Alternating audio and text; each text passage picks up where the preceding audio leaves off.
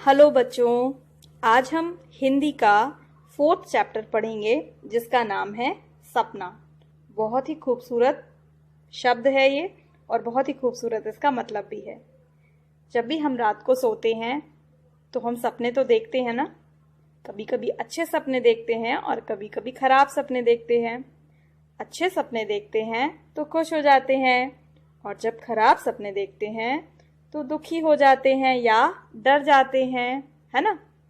But कभी कभी ऐसा भी तो होता है कि हम सो ना रहे हो, जाग रहे हो और फिर भी सपना देख रहे हो।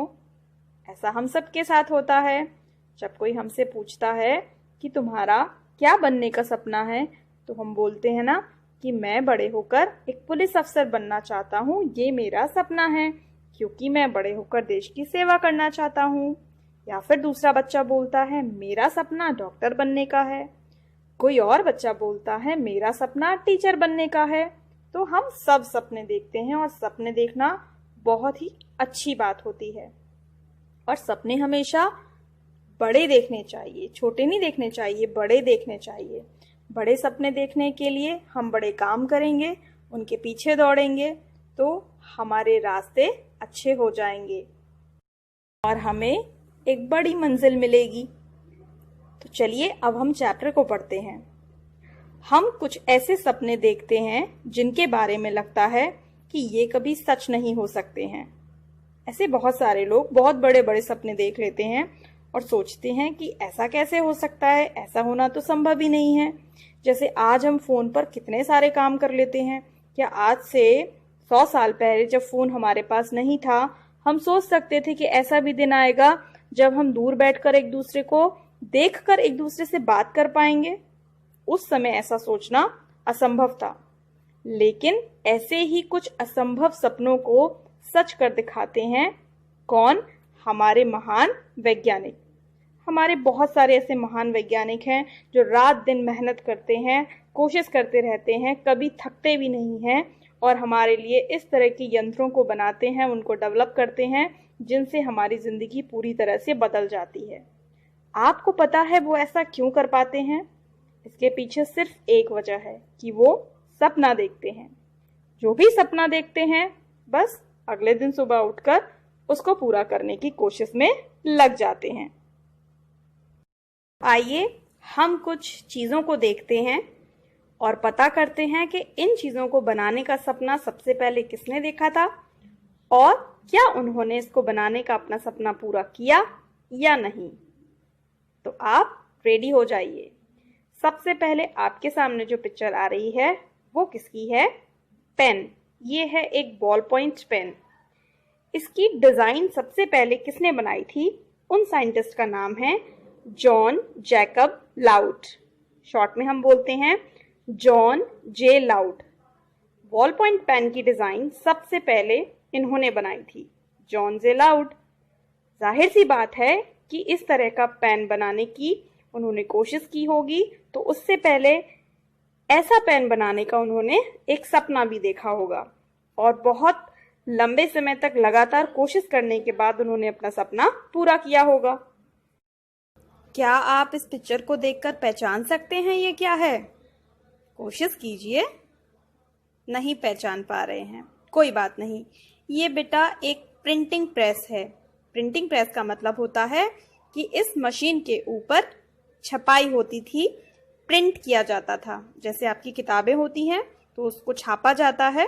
तो ये बहुत पुरानी, सबसे पहले स्तर की प्रिंटिंग प्रेस है जिसका आविष्कार करने वाले महान वैज्ञानिक थे जोहानस गुटेनबर्ग।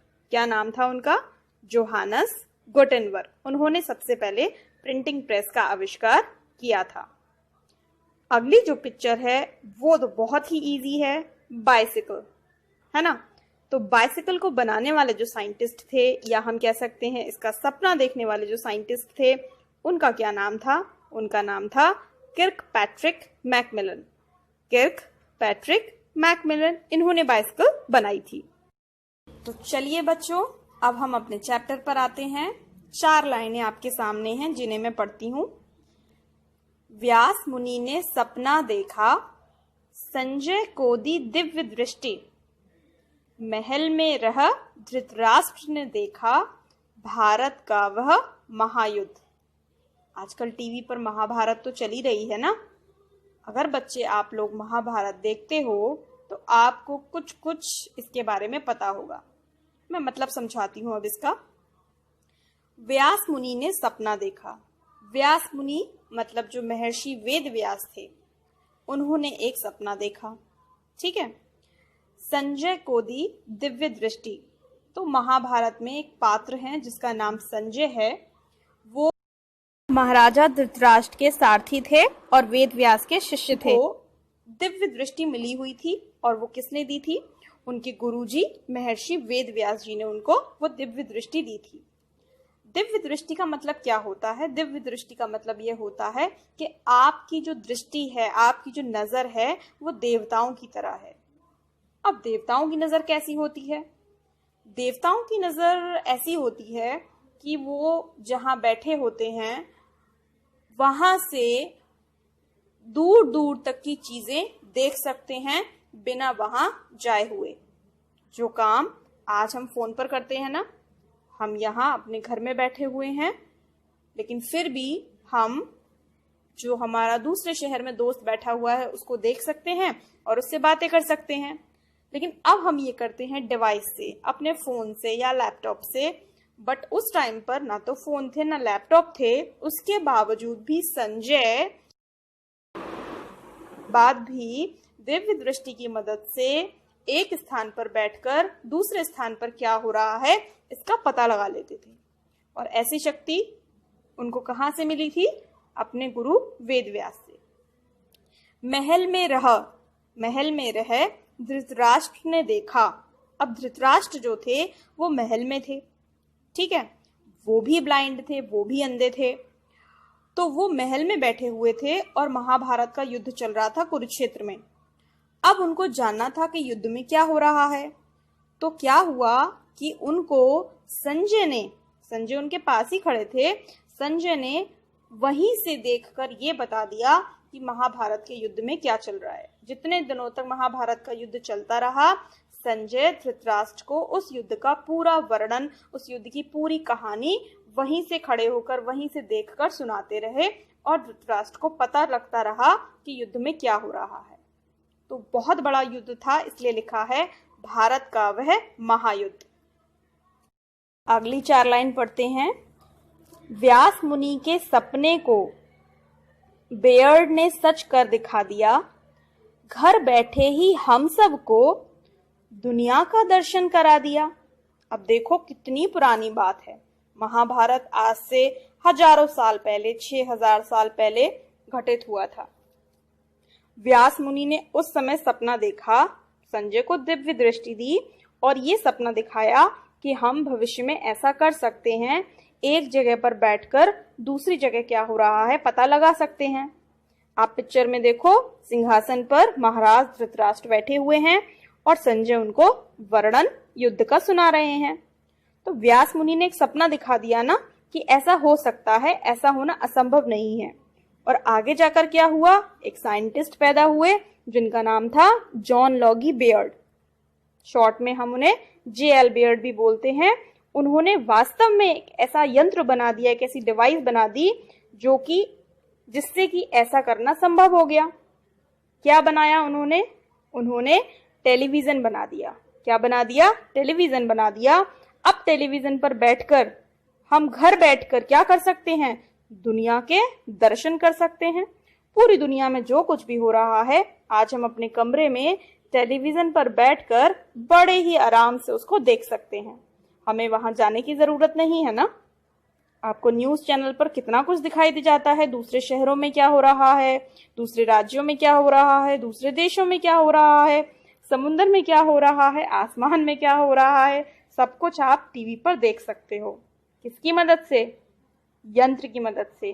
कौन सा यंत्र? टीवी, जिसको किसने बनाया? बेयर्ड ने बनाया। लेकिन ये सपना हमें किसने दिखाया? व्यास मुनि ने दिखाया। किसके माध्यम से दिखाया? संजय के माध्यम से दिखाया। अगली 4 लाइनें हैं।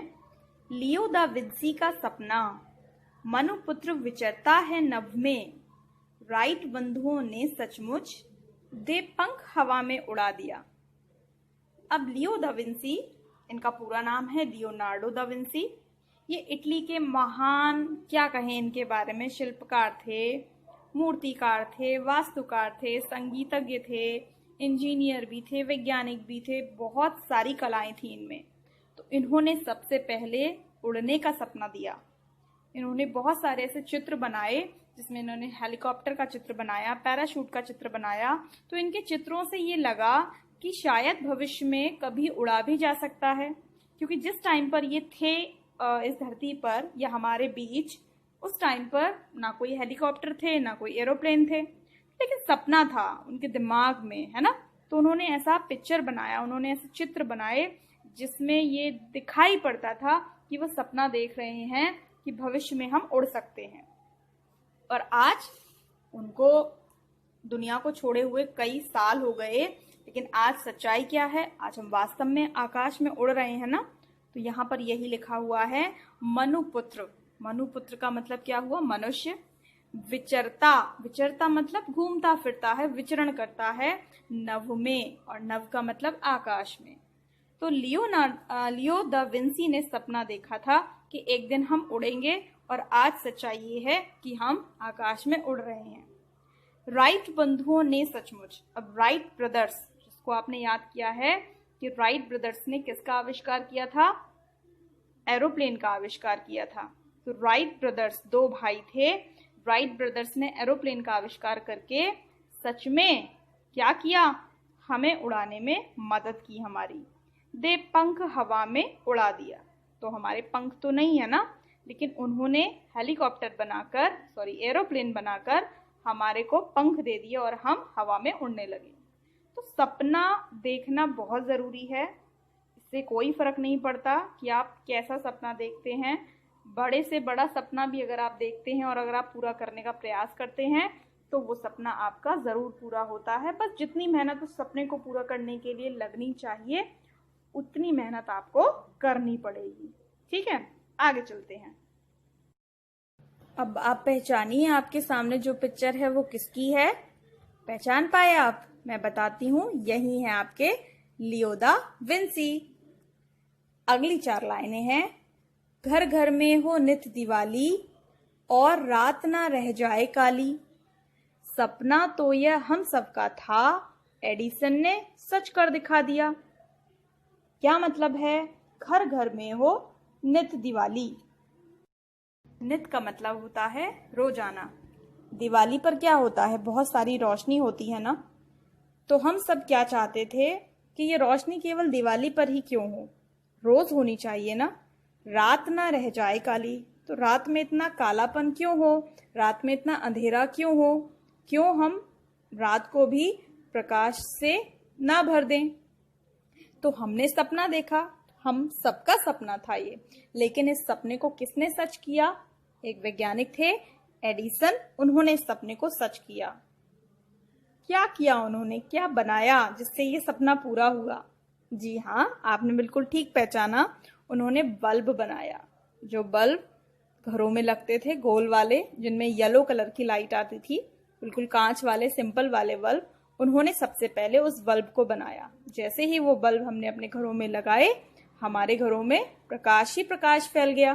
तो अब दिवाली को दिवाली के दिन मनाने की जरूरत केवल नहीं रह गई ना, अब तो हमारे घर में रोज उजाला है, रोज प्रकाश है, तो रोज दिवाली मना सकते हैं। आगे चलते हैं। हो रोग शोक से मुक्त सभी, नए अंग मिलें नई काया हो, वैज्ञानिक करते हैं प्रयास, नव जीवन हो नई आशा हो। तो हमारी क्या इच्छा होती है कि हम सभी रोगों से मतलब बीमारियों से, शोक से मतलब दुख से मुक्त हो जाएं, ना हमें कोई बीमारी हो और ना हमें कोई दुख हो। नए अंग मिले नई काया हो, हमें नए अंग मिले बिल्कुल ताजा, अच्छे, स्वस्थ, और नई काया हो, हमारा शरीर एकदम सुदृढ़ हो, स्वस्थ हो, हमारे शरीर में किसी भी प्रकार की कोई भी कमी, कोई भी बीमारी ना हो। वैज्ञानिक करते हैं प्रयास, तो वैज्ञानिक इसी का तो प्रयास करते हैं, इतने सारे एक्सपेरिमेंट्स करते हैं, किस लिए? ताकि हमारे लिए मेडिसिन बना सके। नव जीवन हो, हमारा जीवन बहुत ही नया हो, बहुत ही खुशियों से भरा हो और नई आशा हो। और हम सब बहुत ही प्यार से रहें, आशा के साथ रहें, जीवन में पॉजिटिव एनर्जी के साथ रहें। कुछ भी नकारात्मकता, कुछ भी कोई भी नेगेटिविटी हमारे चारों तरफ ना आए, एक दूसरे के साथ मिलजुल कर रहें। तो ऐसा जीवन हम चाहते हैं। कुल मिलाकर हम एक अच्छा जीवन चाहते हैं जिसमें हमारे शरीर में किसी भी प्रकार का रोग ना हो और हमें किसी भी प्रकार का दुख ना हो। इसके लिए वैज्ञानिक हर समय हर पल प्रयास करते रहते हैं कि हमारे लिए अच्छे अच्छे यूजफुल यंत्रों को बनाएं जिससे हमारा जीवन और आसान हो जाए। आगे बढ़ते हैं। तुम देखो सपने नए नए, अब्दुल कलाम ये सिखलाएं। तुम राह दिखाओ नई नई, वैज्ञानिक मंजिल तक लाएं। तो हमसे कहा जा रहा है कि हमको नए नए सपने देखने हैं। और ये हमें कौन सिखाते हैं? वैज्ञानिक सिखाते हैं। एक ऐसे ही वैज्ञानिक का नाम है अब्दुल कलाम, जो हमारे देश के पूर्व राष्ट्रपति रह चुके थे। बहुत ज़्यादा दुख की बात है कि अब ये हमारे बीच नहीं है। बहुत अच्छे और महान साइंटिस्ट थे ये। हम सब इन्हें आज भी तहे दिल से याद करते हैं। तो अब्दुल कलाम ने हमें सिखाया कि बच्चों, सपने देखो, जितने बड़े सपने देख सकते हो उतने बड़े सपने देखो। जहां दूर दूर तक पहुंचना चाहते हो, जितनी भी दूर पहुंचना चाहते हो, वहां तक पहुंचने की कोशिश करो। तुम राह दिखाओ नई नई, तो तुम्हें या हमें वैज्ञानिकों को राह दिखानी है, सपने देखने हैं और ये बताना है कि मैं भविष्य में ये सपना देख रहा हूँ। और वैज्ञानिक तुम्हें मंजिल तक ले आएंगे। वैज्ञानिक कोशिश करते रहेंगे और जो भी तुम सपना देख रहे हो वो सपना पूरा करने में तुम्हारी मदद करेंगे। तुम बस सपने देखो, बाकी का काम किस पर छोड़ दो? वैज्ञानिकों पर छोड़ दो। वैज्ञानिक तुमको कहाँ ले जाएंगे, तुम आज यहाँ बैठकर आइडिया नहीं लगा सकते हो। तो इस तरह से कुल मिलाकर ये चैप्टर जो था वो हमारा सपनों पर आधारित था। सपने देखना हमेशा से अच्छा रहता है, तो आप सब भी सपने देखें। वीडियो को देखने के बाद सभी बच्चे प्रॉमिस कीजिए कि आप सब अपना अपना सपना मुझे कमेंट सेक्शन में लिखकर ज़रूर भेजेंगे, है ना? और सभी एक दूसरे के सपनों को कमेंट में जाकर पढ़ेंगे भी। Okay, till then, bye bye.